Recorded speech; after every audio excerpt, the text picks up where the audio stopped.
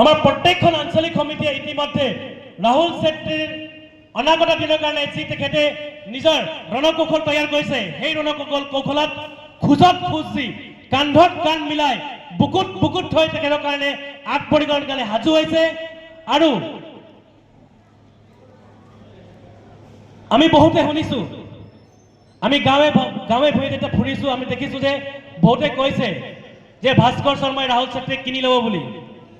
এটা কথা ওলাইছে গাঁৱে ভূঞে যে ভাস্কৰ শৰ্মাই 5 কোটি দি ৰাহুল ছেত্ৰীক কিনি ল'ব বুলি।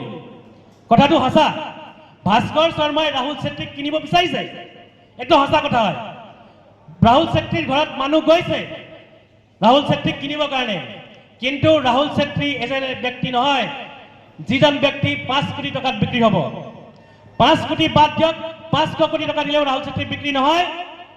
সেইকাৰণে আজি আনুষ্ঠানিকভাৱে ৰাইজৰ দলত যোগদান কৰি ভাস্কৰ শৰ্মাক প্ৰতি উত্তৰ দিব ওলাইছে যে ভাস্কৰ ৰাজু, আপোনাৰ 5 কোটি নহয়, আপোনাৰ 500 কোটি দিলেও আপোনাৰ এগেইনষ্টতে আপোনাৰ বিৰোধী হৈয়ে ৰাহুল ছেত্ৰীয়ে ইলেকশ্যনত প্ৰতিদ্বন্দ্বিতা আগবঢ়াব।